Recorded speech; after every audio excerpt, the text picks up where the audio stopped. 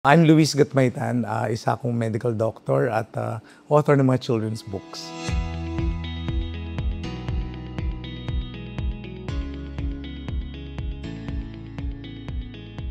Growing up, paano kayo na-expose sa pagbabasa at pagsusulat? Nung lumalaki ako sa bayan namin sa Talavera, Nueva Ecija, yung lola ko may supply ng comics. At nung time na yun kasi mga 70s yun usong-uso yung comics. At araw-araw may supply yung lola ko.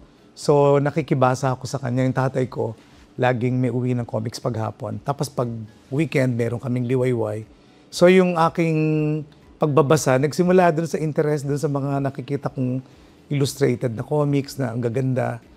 Hanggang sa yun muna. Tapos nagbasa rin ako ng mga kwento ni Lola Basyang. Hanggang sa nagbabasa ako sa liwayway. Kaya bago ko natuklasan yung mga literary greats natin, ang una ko munang mga nabasa yung mga nobilista sa mga comics at liwayway. At malaki rin ang naging tulong nito sa aking pagiging manunulat. Yung na nagkakaroon ng pagkakataong magbasa, talagang kinukuha ko yung chance magbasa. Paano po nagsimula ang inyong journey bilang isang children's book author? Nung nagsisimula akong magsulat, kung ano-ano yung sinusulat ko, merong sinusulat ko ng mga essays, mga sanaysay, nagsusulat ako ng may mga tula, may mga kwento, kung ano-anong klase ng writing. Kasi hindi ko pa alam noon kung saan ako ng genre ng panitikan pupunta. Sa akin, parang tinutuklas ko pa kung ano talaga, ang dami kasing pwedeng sulatin sa literature. Pwedeng drama, di ba? Pwedeng yung mga play, ganyan. Pwedeng novel, fiction, poetry, ang daming pwede. Yung children's literature, hindi ko naiisip na posibleng para sa akin hanggang nung nag-join ako ng isang writers group. Mga writers ito from different disciplines. Nag-meet kami regularly. Tapos, nagsusulat-sulat, nag-sharing ng mga gusto namin gawin sa pagsusulat. Challenge nila ako na magsulat ng kwentong pambata. Parang sabi nila, why don't you consider writing books? Sabi ko, during that time, nagsusulat na ako sa mga national magazines and publications. May column na ako sa Liwayway, Balita, sa iba pang nagsusulat na Nagsimula na nag-try akong mag-submit sa kanila ng manuscript. Since wala pa akong knowledge dun sa children's literature, so parang pakapaka pa, intuitive, So I put a lot of intuitiveness in what I write and what I do. And dahil marami naman akong nabasa, ginagaya ko minsan yung mga dialogue nila, yung narratives, kung paano nila ginagawa. Until natuklasan ko na kaya ko pala, So, naging obedient din ako sa mga editors ko, sa gabay nila. Nagbasa rin ako ng mga ilang self-help books about writing for children. Nag-immerse ako sa world ng mga bata. Nakinig ako sa mga kwento nila, sa paraan ng pagsasalita nila, yung mga ganyan, So, nakatulong to. Yeah. Paano nakatutulong ang iyong pagiging pediatrician sa iyong pagiging children's book author?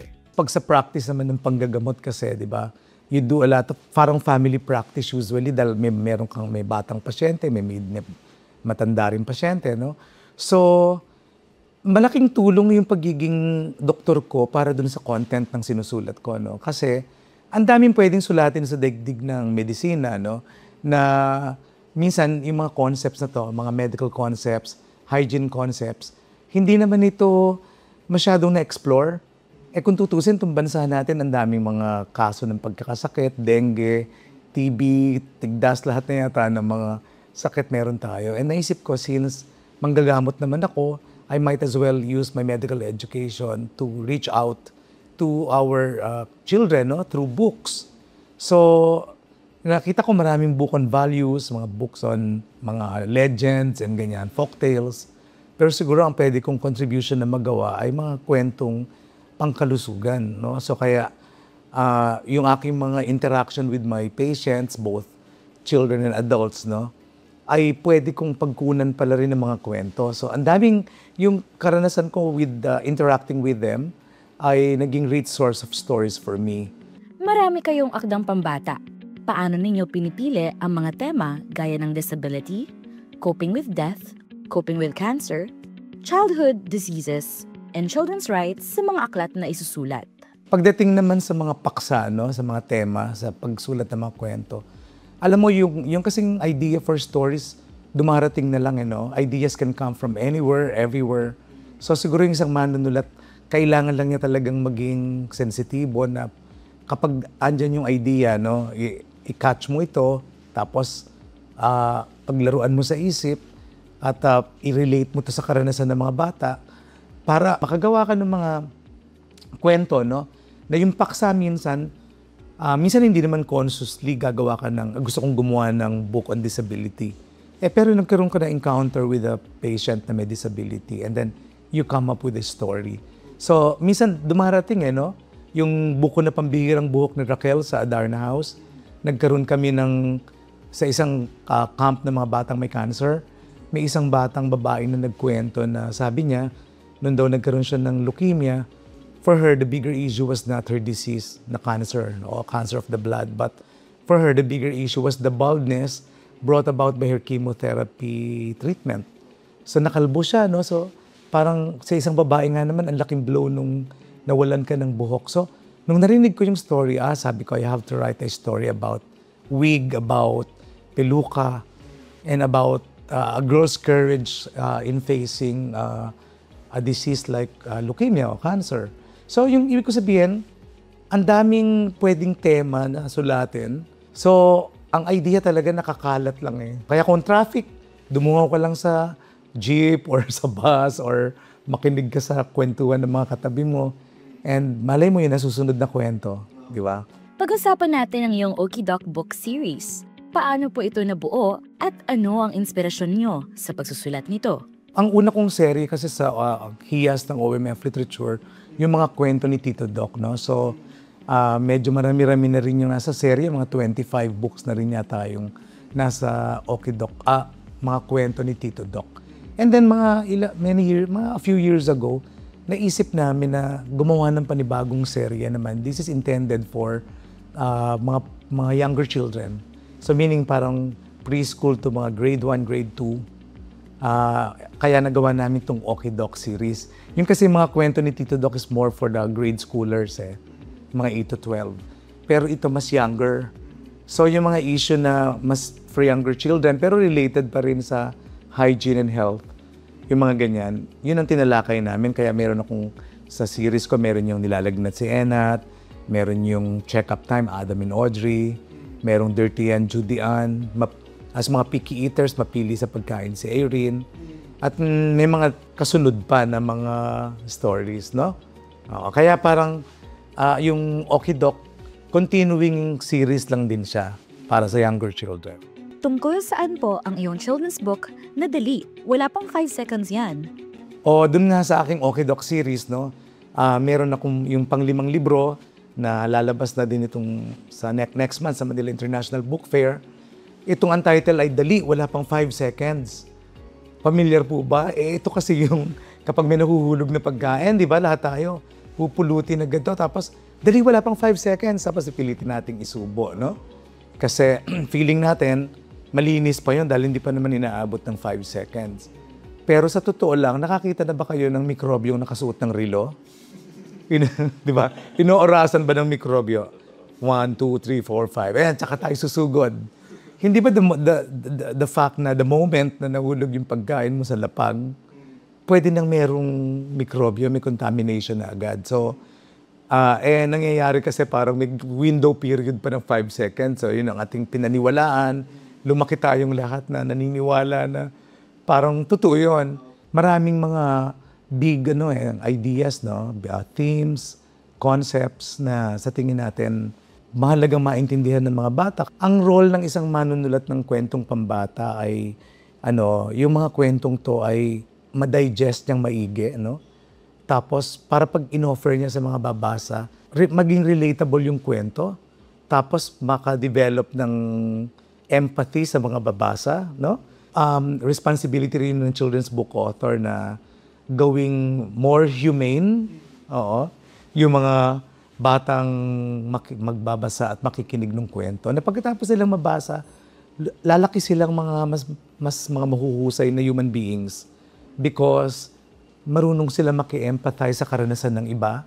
At kami naman mga nagsusulat ng children's books, siguro yung paano mo pasisimplihin yung mga konseptong to, paano ka gagamit ng mga analogy, ng comparison sa mga bagay sa paligid o mga ilustrasyon galing sa paligid to make these concepts palatable and appealing to children and relatable to children. So, challenge din yun sa mga gumagawa ng kwento pambata. Nasa maingat na kamay ng manunulat yung kung paano mo tatalakayin yung topic. Tapos sa reader naman, may madidevelop na empathy para sa kanila. So they will grow up to be more human, sabi nga, no? And more humane. Anong aral po ang nais ninyong ibahagi sa mga mambabasa ng dali? Wala pang 5 seconds yan. Well, sa tingin ko, syempre, no, we have to consider yung sinasabing generational thing. Ipinanganak tayo sa iba-ibang henerasyon, no? Sa tingin ko, yung role ng manunulat ng children's books, pwede niyang i-connect yung naging childhood niya, yung karanasan niya, sa childhood ng mga batang lumaki sa digital age, sa digital na panahon. So, kailangan maging sensitibo yung manunulat na hindi lang siya nagsusulat mula sa kanyang milieu na pinanggalingan, pero dapat niya ma-realize na nagsusulat siya, no, para sa audience niya. At sinong audience niya? Ngayon, siyempre yung mga lumalaking bata ngayon, Gen Alpha na sila, di ba? So, paano makaka-relate yung mga bata? So, ako, consciously, when I write stories for children, no, iniisip ko agad yung audience na talagang nakaano sa social media. Ito yung mga batang digital ang kanilang orientation, lumaki sa panahon ng AI. So, para hindi ako nawawala. So, I think mahalaga yung profiling ng bawat generation din. Tsaka sa tingin ko, mananatiling relevant ang children's books kasi kung lumaki na yung mga batang nagbasa sa amin noon, kahit naging nanay at tatay na sila, may mga anak silang uling ipapanganak na babasa ng mga libro namin. And I think that's the beauty of children's books, of children's literature. There is timelessness in stories. Kaya nga, di ba kahit nga sina Hans Christian Andersen at yung mga magagaling nating mga authors, hanggang ngayon binabasa natin yung The Little Mermaid, Thumbelina, The Emperor's New Clothes, di ba? The Little Prince, kasi nga may timelessness na din sa mga kwento. Bilang children's literature writer, ano-ano ang iyong mga hamong kinahaharap sa pagsusulat ng mga komplikadong paksa na mauunawaan ng mga batang mambabasa? Ngayon kasi, di ba, marami tayong issue sa pagbabasa. Maraming nasa grade 5, grade 6, non-readers pa rin. Pero bukod doon, sa issue na kinakaharap natin na sana ma-convert natin sila na magbasa, mahikayat magbasa, no, dapat din yung pagsusulat. Kasi yung skill ng writing, hindi mas medyo mas mahirap gawin yung pagsusulat. Pero kung halimbawa sa school, sa elementary na level nila ay may mga theme book writing na ginagawa, di ba? Natatandaan siguro natin yung may informal theme book writing, tapos pag inayos na nung teacher, na mag-e-edit yung teacher, tapos parang may susulat mo na ulit sa formal na theme book writing. I guess magandang discipline yun Sa iyong article, ibinahagi mo kung paano nakatulong ang theme book writing sa iyong pagiging manunulat. Naniniwala ka po bang dapat itong maibalik sa mga paaralan upang masanay ang mga mag-aaral sa pagsusulat? Ano naman ako open ako sa lahat ng possibilities at ng mga themes and topics na pwedeng dumating, no? So, hindi ko naman na iniisip na this is my dream, ganito, But, marami na rin, kasi nakakatuwa din yung mga publishers natin, very open sila sa ideas. When I come up with ideas na sa tingin ko, hindi ito yung traditional or typical, I discuss it with my publisher at napag-uusapan namin, so pwedeng lumabas. So ako, siguro, yung maging bukas ka lang kung alin yung sa tingin mo ay may relevant sa yung panahon o sa tingin natin may tinutugunan nitong pangangailangan sa mga batang babasa. So maging open ka lang dun sa mga ganitong possibilities na itackle yung mga kwentong to pag dumating to sa'yo. So I think in terms of form ng mga libro, yung gusto ko yung makadevelop pa siguro ng body of literature na mga novels or mga literature na ganyan. Oo. Ano naman po ang iyong payo sa mga nais ding magsulat ng children's books? So marami-rami na rin tayong nasulat ng mga aklat pambata sa paglipas ng mga taon. And sa tingin ko, well, dahil marami kong children's books nga na tumalakay sa kalusugan, isa sa mga takeaways doon ay siguro yung lumaki silang malulusog ang katawan. Isang aspect yun na gusto ko, no? Tapos, gusto ko din na yung mga bata, lumaki silang may taglay-taglay na pag-asa sa puso nila or hope. Kaya ako wala akong kwento na may hopelessness sa dulo. Gusto ko laging, kahit malungkot yung story, kasi ang storyng pambata naman hindi kailangan laging happy ending or masaya. Pero gusto ko yung mga tauhan sa kwento ko ay kasasalamin na ng pag-asa na nagdudulot ito ng hope sa mga readers. At siguro isa pa yung takeaway na pwede, yung mga bata maka-foster sila ng empathy, maging empathetic sila, yung mas sensitibo sa pakiramdam ng ibang tao. Ano naman po ang iyong payo sa mga nais ding magsulat ng children's books? Sa mga nais magsulat ng mga children's books, sa tingin ko mahalaga na mahilig tayong magbasa, no? Kasi 'di ba, ang writing is output, pero ang reading is input, no? So dapat basa tayo ng basa. As we write more, we should read more, okay? Tapos we should be very observant. Yung talagang yung manunulat kasi may bagay na nakikita na extraordinary sa isang seemingly ordinary thing or seemingly ordinary occasion or event. So, dapat very observant yung manunulat. Kwentuhan mo yung ibang bata, pero siguro mahalaga din na habang kinukwentuhan mo sila, kinukwentuhan mo din yung sarili mo, yung bata sa loob mo. Kasi parang parehas lang, no? Na gusto nating makadevelop ng isang bansa na mayaman ng ang harvest, no, ang ani ng panitikang pambata. Para hindi na lalaki yung mga bata natin na puro lang sina Cinderella, Snow White, Peter Pan at Pinocchio, yung binabasa nila. Kung hindi makikita na rin nila yung sarili nila sa mga pahina ng mga lokal na aklat pambata. Si Candy Gourlay, isang author na naka-base sa England, sinabi niya dati parang, I thought before na hindi allowed makita ang mga Pilipinong bata o mga batang Pinoy sa aklat. Kasi nga, pag nakikita nila puro yung mga foreign books, yung mga books natin dati, blonde yung buhok ng bata, blue ang mata. Pero later, dahil nag-develop na tayo ng mga local books na ganito, na yung Filipino-ness is highlighted in the text and even in the illustrations. At ang husay ng mga kapartner namin, ang illustrador ng kabataan, ang ink, na din sila, culture-specific and sensitive, no? There is yung Filipino-ness din in the manner they illustrate their stories. So yun, siguro yung mga bagay na ito ay dapat nating i-put into consideration when you want to write. Inaanyayahan ko yung lahat sa darating na Manila International Book Fair sa SMX Mall of Asia ngayong September 10 to 14. Ang dami pong mga harvest ng mga bagong libro. Pati po ako ay maglulunsad ng aking mga aklat, no? Isa rito yung Puyat Ka Na Naman, Luisito, no? Mula sa Hies Books ng OMF Literature, tungkol to sa batang laging nag-gadgets, kaya laging puyat sa umaga. And then yung pangalawa is para sa Okidok Series 5, yung Dali, Wala Pang 5 Seconds, na pag-usapan na natin. Tapos may isa akong nobelang pambata sa Adarna House, itong Ang Sikretong Alias ni Lola Nene. Ito nga yung tumalakay ako sa panahon ng Hapon at Hukbalahap. Pero bullying din yung topic actually, no?